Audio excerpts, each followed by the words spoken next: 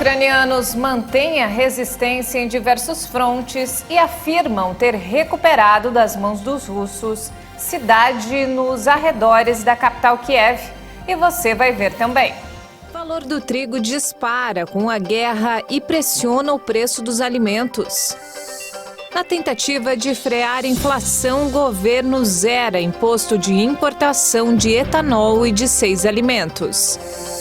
Autoridades não encontram sobreviventes após queda de avião com 132 a bordo na China. No Dia Mundial da Água, a Unesco alerta para uso sustentável de águas subterrâneas. O Brasil está no Oscar 2022 e tem grandes chances de levar o título para casa. Olá, boa noite. São 18 horas e 31 minutos pelo horário de Brasília. E você acompanha agora as principais notícias do Brasil e do mundo. E no 27º dia de guerra, a Ucrânia anunciou que retomou uma cidade perto da capital Kiev. Um assessor do presidente Volodymyr Zelensky previu o fim das hostilidades entre 2 e 3 semanas. Mas não explicou se por meio de um acordo de paz ou uma derrota de um dos lados. Enquanto isso, o governo russo diz que não há progresso significativo em negociações de paz com a Ucrânia. O exército ucraniano afirmou que o inimigo só tem munição de combustível para mais 3 dias e que a fábrica de reparos de tanques do exército russo parou de funcionar por causa da falta de peças que são importadas. O Ministério da Defesa da Ucrânia anunciou a retomada da cidade de Makariv, que fica a 30 quilômetros de Kiev. O assessor do presidente Zelensky disse que uma invasão da Ucrânia seria um suicídio para os russos e prevê o fim das hostilidades entre 2 e 3 semanas. Kiev está sob toque de recolher até amanhã, por causa dos intensos bombardeios da última segunda-feira que mataram 8 pessoas em um shopping. A Rússia disse que o prédio estocava foguetes e segue negando que mira em alvos civis. Enquanto isso, o Kremlin diz que as negociações de paz com a Ucrânia ainda não tiveram nenhum progresso significativo. A declaração foi feita por Dmitry Peskov, porta-voz da presidência russa, que não revelou mais detalhes sobre os temas em que as conversas não avançam. Ele afirmou que a divulgação dessas questões pode atrapalhar o processo, que corre de maneira mais lenta do que o governo russo considera ideal. O presidente ucraniano Volodymyr Zelensky afirmou que está disposto a conversar com Vladimir Putin sobre um compromisso no Donbass, onde a Rússia reconheceu as repúblicas separatistas de Luhansk e Donetsk e na Crimeia, anexada em 2014. Zelensky explicou que um acordo do tipo vai exigir um referendo para que os ucranianos aprovem ou rejeitem a medida. E ainda falando sobre o assunto, o Pentágono afirmou hoje que o exército da Ucrânia vem recuperando terreno diante dos invasores, enquanto a capital Kiev está sob toque de recolher e se prepara para mais ataques. As ruas de Kiev estão desertas em meio a mais um toque de recolher, o terceiro desde o início da guerra. Mas apesar de parecer uma cidade fantasma, a capital ucraniana se prepara para novos ataques das forças russas. A maioria dos moradores de Kiev deixou a cidade, principalmente mulheres e crianças. Para os que ficaram, a ordem das autoridades locais é descer para os abrigos assim que as sirenes começarem a soar. Apesar de estar sob intenso bombardeio há mais de 3 semanas, o exército da Ucrânia começou a mudar o pulso no campo de batalha em algumas áreas para recuperar terreno diante das forças invasoras. A reação da Ucrânia é respaldada por milhões de dólares concedidos em ajuda militar pelas potências ocidentais. Segundo o porta-voz do Pentágono, as forças invasoras estão estagnadas e as tropas estão ficando sem combustível e alimentos e que não estão integrando suas operações de maneira conjunta como pensaria fazer um exército moderno. As mortes dos 2 lados do conflito são incertas, mas a Rússia já admitiu baixas em suas fileiras. E as autoridades chinesas não encontraram sobreviventes após a queda do Boeing 737. Um dia depois da tragédia, seguem as buscas pelas caixas pretas e por respostas sobre as causas do acidente. A aeronave que transportava 123 passageiros e 9 tripulantes caiu na segunda-feira na região de Guangxi, quando fazia a viagem entre Kunming e Cantão. As caixas pretas também ainda não foram encontradas e há muitas perguntas sem resposta. Como a investigação está apenas começando com as informações atuais, não podemos fazer um julgamento claro sobre a causa do acidente. Os investigadores no local do incidente vão coletar evidências, focar na busca pelos registros de voo na cena do acidente, conduzir análises com base nas informações de todas as partes e identificar de forma profunda e abrangente as causas. O desastre aconteceu após uma queda vertical em alta velocidade, de acordo com um vídeo divulgado pela imprensa chinesa. No meio do trajeto, o voo Mu 735 perdeu quase 8.000 metros de altitude em apenas 3 minutos e caiu em uma região montanhosa. Pequim confirmou que todas as pessoas a bordo eram chinesas. E falando sobre coronavírus, nos últimos dias, várias cidades brasileiras tornaram o uso da máscara opcional em lugares fechados e abertos. Mas muita gente ainda tem medo de deixar de usar o item de proteção. Vamos conferir agora o que dizem os especialistas. Para muita gente foi um alívio. Depois de cerca de 2 anos com o rosto coberto, chegou a hora de respirar livremente, quase em todos os lugares. Com exceção apenas do transporte público e centros de saúde, na maior parte das cidades que derrubaram a obrigatoriedade do uso de máscara em locais fechados. Mas para esta infectologista, a decisão poderia ter esperado um pouco mais. Já que recentemente a gente liberou para ambiente aberto, o ideal seria que a gente verificasse como é que está evoluindo o movimento da pandemia, né? A pandemia não acabou, o coronavírus continua circulando. A gente verificasse como é que anda o movimento dos casos para depois a gente fazer uma liberação em ambientes fechados. Vale lembrar que o uso do equipamento de proteção não é proibido. Portanto, quem se sentir mais seguro com a máscara pode e deve usar, até por uma questão de saúde mental. Principalmente se você sente que está te gerando uma ansiedade, você está com receio, não tenha medo, não tenha vergonha de andar de máscara. Então, coloca a máscara, fala, mas vão olhar para mim esquisito, não tenha vergonha, procure o seu bem-estar. Então, se para você é confortável utilizar a máscara em lugares fechados, ou mesmo em locais abertos, utiliza. Porque ela é, sim, um gatilho muito forte para desencadear uma ansiedade gigante que pode causar uma crise de pânico ou mesmo se instaurar uma crise de ansiedade em você e você desenvolver esse transtorno da ansiedade. A psicóloga lembra que tem gente que não quer deixar de usar o acessório, não apenas por medo da Covid, mas porque se habituou a esconder supostas imperfeições atrás da máscara. Teve algum probleminha no dente que foi deixando para depois da Covid e na máscara escondia. Então você teve algum problema, uma espinha, uma coisa de aparência estética, mesmo que você foi deixando, isso vai mexendo com a sua autoestima, porque você ficou ali meio escondidinho, meio encoberto com a máscara, e agora você vai abrir de uma vez. Você não teve tempo ainda de se cuidar, e depois você não conseguiu se preparar. Mas assim, é olhar e falar, essa sou eu, e se assumir do jeito que você é, do jeito que você está agora no momento. E não é só a estética, não. As expressões faciais também ficaram escondidas por muito tempo. Eu vi, inclusive, vários memes aí nas redes sociais das pessoas fazendo careta e fazendo assim, com a boca. Agora a gente não vai poder mais, porque vai estar todo mundo olhando e vendo aquilo que a gente vai estar fazendo, as expressões que a gente faz com o nosso rosto. Então é o período de estamos voltando a um normal diferente e tomar muito cuidado. Mas principalmente, acho que o pior gatilho é do medo. Eu acho que a gente não está preparado, não se preparou, não foi uma coisa paulatina, aos pouquinhos, para a gente se preparar para tirar a máscara e se sentir seguro.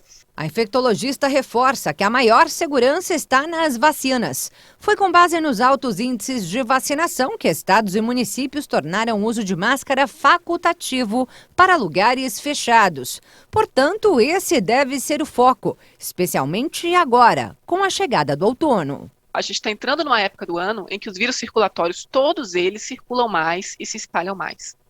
Então, que elas continuem higienizando as mãos com álcool gel, com água e sabão, que elas mantenham a sua vacinação em dia, vacinem-se para a gripe, tá? E continuem tendo a consciência, pelo menos, do uso de máscara, se você tem algum sintoma respiratório.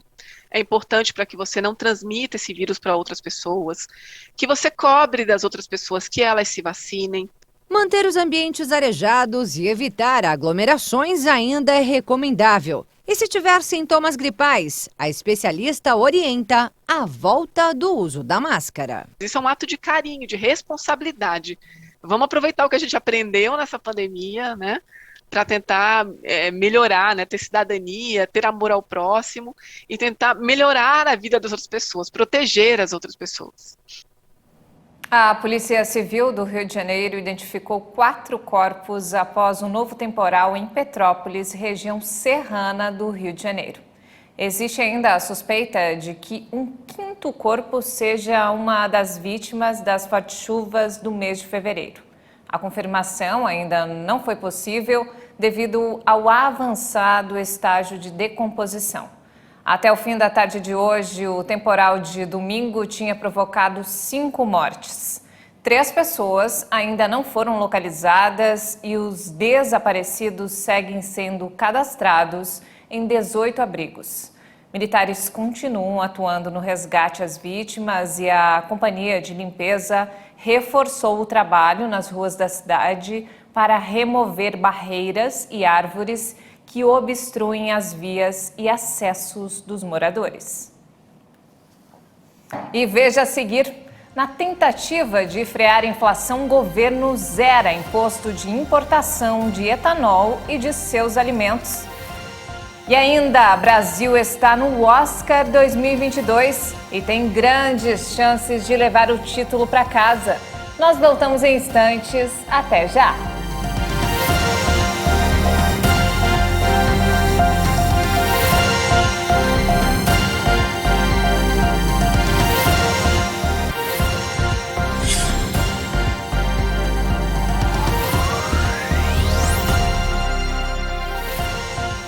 E nós estamos de volta, 18 horas e 45 minutos. E para tentar frear a inflação, o governo federal zerou os impostos de importação do etanol e de 6 itens da cesta básica, entre eles o macarrão feito de farinha de trigo. A medida vai valer até o fim do ano. Após reunião extraordinária com o Comitê Executivo de Gestão da Câmara de Comércio Exterior, o Ministério da Economia anunciou a redução a 0 das alíquotas de imposto de importação do café, margarina, queijo, macarrão, açúcar e óleo de soja. A alíquota do etanol também vai ser zerada, tanto para o álcool misturado na gasolina como para o vendido separadamente. Esses produtos tiveram prioridade para a redução do imposto pelo peso que exercem no dia a dia da população. O objetivo do governo é amenizar as pressões inflacionárias influenciadas pela guerra na Ucrânia e pela pandemia do coronavírus. Além disso, também foi aprovada a redução em mais de 10% do imposto de importação sobre máquinas e bens de informática e de telecomunicações a partir de 1º de abril. A medida pretende facilitar a compra de equipamentos usados pelos produtores industriais e baratear o preço de alguns itens tecnológicos. Segundo o secretário executivo do Ministério da Economia, Marcelo Guaranis, a medida tem como objetivo segurar a inflação e aumentar a competitividade no país. Reduzir imposto de importação é muito importante para todo mundo, para a competitividade e para a produtividade. Esses produtos de informática, de telecomunicação e os bens de capital são importantíssimos para toda a indústria. Toda a indústria tem acesso a produtos mais baratos, que são insumos para a produção de tudo que eles produzem. Em relação aos alimentos, o Ministério da Economia informou que os produtos zerados de imposto estão pesando na inflação, principalmente para as famílias de menor renda. E ainda de acordo com a pasta, a medida deve fazer o preço da gasolina cair até 20 centavos para o consumidor. Atualmente, o litro da gasolina tem 25% de álcool anidro. Por causa da alta recente dos combustíveis, o governo espera que a redução na tarifa de importação praticamente zere os efeitos do último aumento. E governadores estaduais decidiram prorrogar congelamento do ICMS sobre gasolina, etanol e gás natural por mais 90 dias. A medida acabaria em 31 de março. E os reflexos da guerra na Ucrânia ultrapassam as fronteiras. O conflito acelerou o aumento de um item que é essencial na fabricação de vários produtos: o trigo. O preço do cereal disparou no mundo. Mesmo com a promessa da Argentina, o maior vendedor de trigo para o Brasil, de manter o fornecimento regular, o consumidor interno já sente os impactos no bolso. De fevereiro até agora, o preço do trigo subiu 40% para o setor de moagem, responsável por tratar o produto e fazer a distribuição para as indústrias. O encarecimento é reflexo do conflito entre Rússia e Ucrânia, dois grandes produtores e exportadores do grão.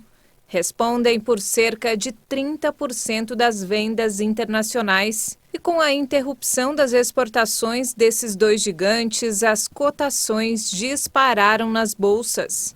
60% do trigo que o Brasil usa vem do exterior, mas de outros países, a maior parte da Argentina. O trigo mais caro está chegando à indústria, que está com estoques novos e preços mais elevados. O preço do trigo impacta vários produtos. A farinha de trigo, os biscoitos e o pão francês são alguns dos itens que já tiveram aumentos significativos de fevereiro para março. Segundo o FMI, o conflito também coloca a segurança alimentar global em risco. Quanto mais durar a guerra, mais as exportações ficarão comprometidas, com impacto nas reservas atuais e futuras. E o dólar engatou seu quinto pregão seguido de baixa nesta terça-feira, se mantendo abaixo dos R$5. Trata-se do menor patamar de fechamento desde 24 de junho de 2021. A moeda norte-americana caiu 0,60% e foi cotada a R$ 4,91. E no Dia Mundial da Água, que é celebrado nesta terça-feira, a Unesco fez um alerta para o uso sustentável das águas subterrâneas, que representam quase 99% das reservas do mundo.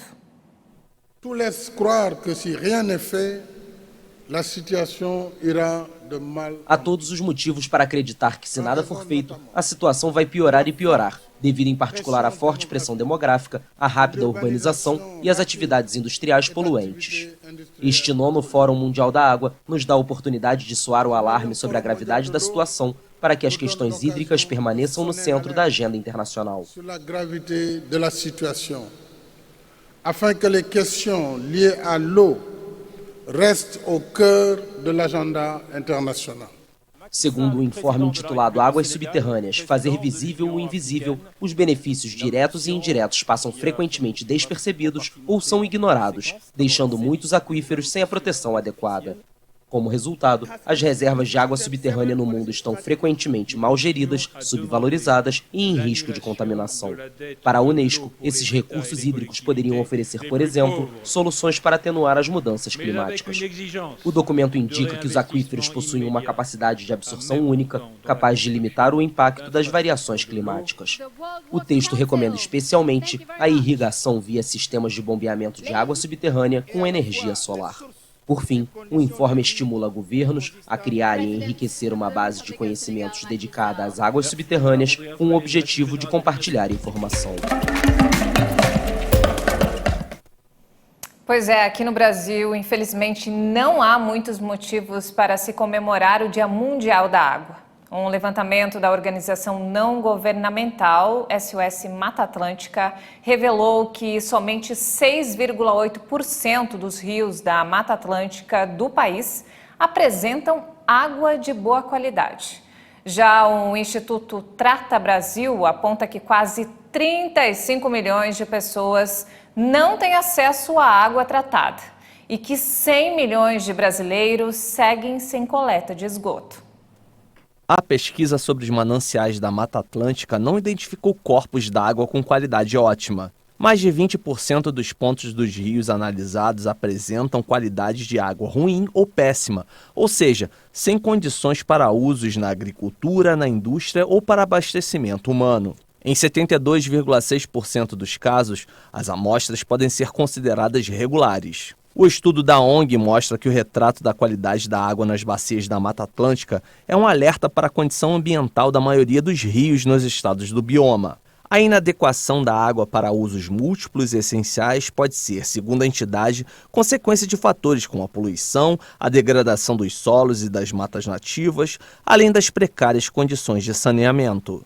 A SOS Mata Atlântica afirma que as populações mais pobres são as mais afetadas pelas deficiências de estruturas de atendimento ao fundamental, que são água, esgotamento sanitário, manejo de resíduos e manejo de águas de chuva. Os indicadores foram obtidos entre janeiro e dezembro de 2021, por 106 grupos voluntários de monitoramento da qualidade da água, em 65 municípios localizados nos 16 estados do bioma Mata Atlântica. Já o Instituto Trata Brasil utilizou a base de dados do Sistema Nacional de Informações sobre Saneamento. O relato da entidade mostra que somente 50% do volume de esgoto gerado no Brasil passa por tratamento, o que representa o despejo de 5.300 piscinas olímpicas de esgoto sem tratamento na natureza todos os dias. O Instituto diz que o investimento de quase 14 bilhões de reais destinado ao tratamento do esgoto no Brasil é insuficiente para que sejam cumpridas as metas do novo Marco Legal do Saneamento,